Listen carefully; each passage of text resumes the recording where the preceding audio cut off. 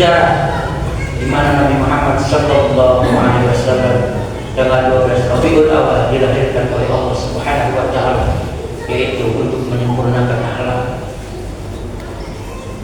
Apa misi Rasulullah sallallahu alaihi wasallam itu berkata dilahirkan oleh Allah Subhanahu wa taala. Yang di dalam surat Al-Imran ayat 31 yang saya bacakan tadi, qul in kuntum tuhibbunallah.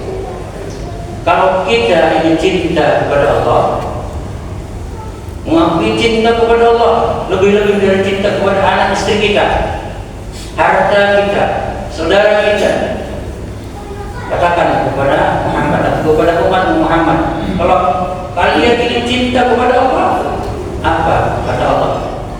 Fattabi'uni, ikuti Rasulullah sallallahu alaihi wasallam di dalam kehidupan kita sehari-hari.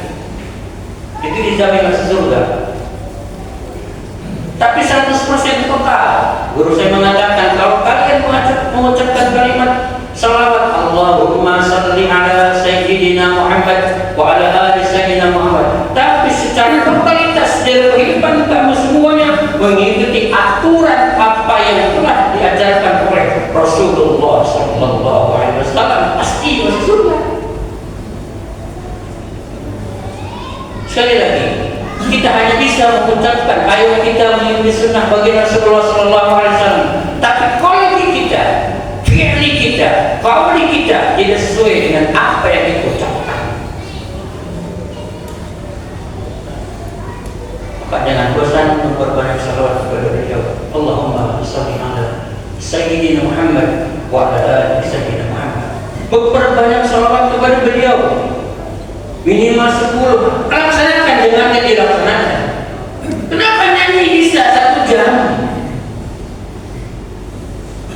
Karaokean bisa 1 jam, tapi kenapa bersalawat kepada Rasulullah sallallahu alaihi wasallam yang ada pahalanya itu tidak dilaksanakan? Mengajak kepada diri saya, pada semua jemaah, mari kita sama-sama memperbanyak salawat kepada Rasulullah sallallahu alaihi wasallam. Ikuti apa yang diajarkan bagi Rasulullah sallallahu alaihi wasallam. Ada satu kisah, mudah-mudahan ada itibar bagi kita bersama. Di sudut kota Mekah ada salah seorang yang buta, seorang munafik. Dia bercerita kepada kawan-kawannya yang menghampiri dia, bercerita, wahai sahabatku, sahabat-sahabat saya, jangan mendekat kepada yang namanya Nabi Muhammad sallallahu alaihi wasallam. Dia seorang pendusta, dia seorang pemfitnah, dia seorang tukang sihir. Kalau kalian berteman dengan beliau akan terkontaminasi, kamu tergolong kepada orang-orang yang jahat. Itulah yang diucapkan oleh seorang yang buta di salah satu sudut kota Mekah. Apa jamaah yang dilakukan oleh baginda Rasulullah sallallahu alaihi wasallam?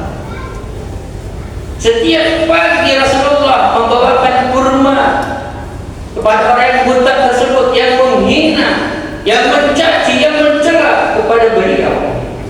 Dikunyahkannya kurma.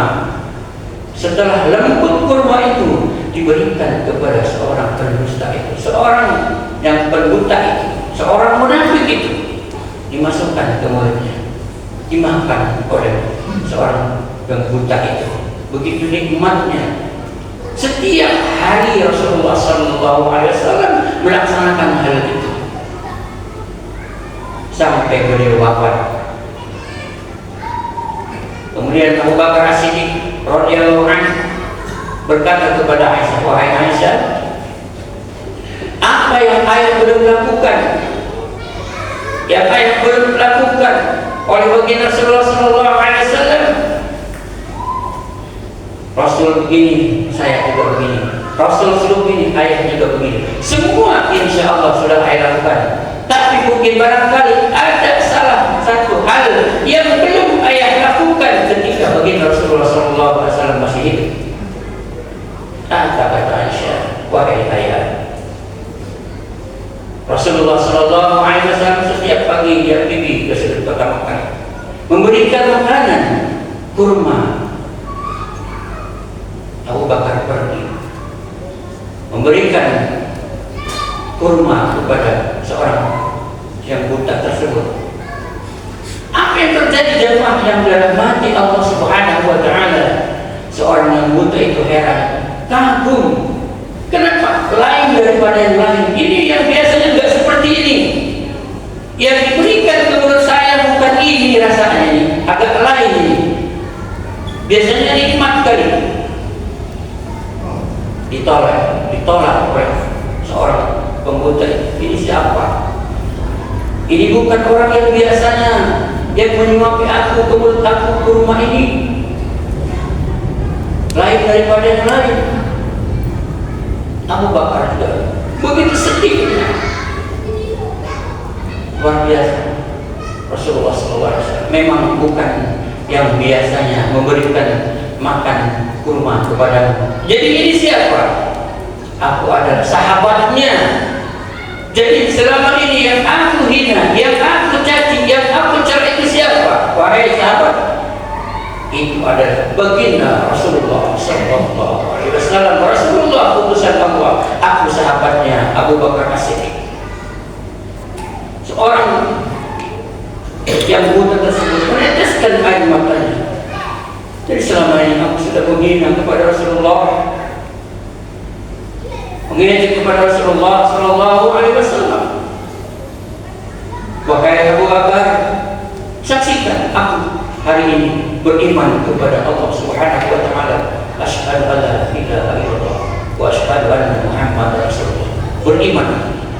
Apa yang menjadi cerita akhlak beliau yang sungguh luar biasa. Tidak ada rasa dendam kepada musuh sekalipun. Kita jemaah dirahmati Allah Subhanahu wa taala, tanpa ada sebab bisa juga dicaci maki, bisa dibenci oleh orang-orang tersebut tanpa ada sebab. Kepada musuh Rasulullah tidak ada rasa benci. Sudahlah kita ada benci kepada sesama muslim tanpa ada sebab dibenci.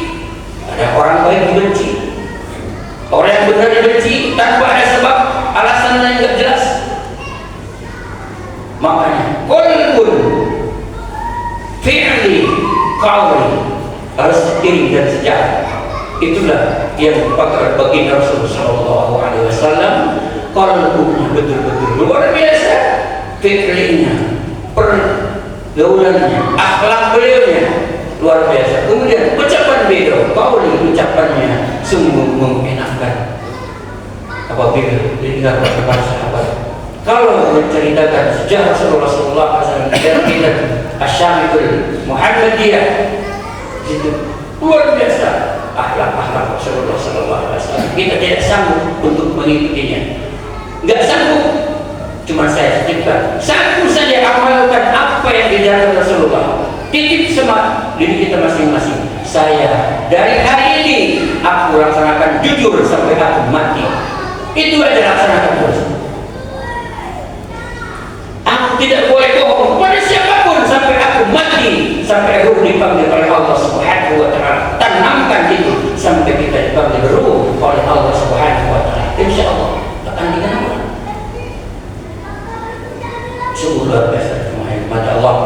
Mudah-mudahan di bulan Maulid ini jangan hanya ada peringatan Maulid saja, nggak diperingati ngomel. Kenapa tidak ada Maulid? Kalau diadakan Maulid tapi akhlak kita masih segitu saja, tidak berubah. Untuk apa peringatan Maulid kalau akhlak kita tidak ada berubah?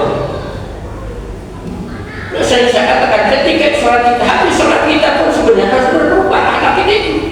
Habis sholat subuh, menjelang sholat zuhur, tingkatkan akhlak itu satu tangga. Habis sholat zuhur ke sholat asar, tingkatkan lagi akhlak itu, dan terus insya Allah akan lebih baik. Jamaah yang dirahmati Allah Subhanahu wa taala, mudah-mudahan di Maulid ini kita jadikan referensi bagi kita bersama, yaitu Nabi Muhammad Sallallahu Alaihi Wasallam menjadi teladan bagi kita bersama. Karena di dalam hadis Rasulullah, di dalam kitab At-Tirmidzi dikatakan apa itu?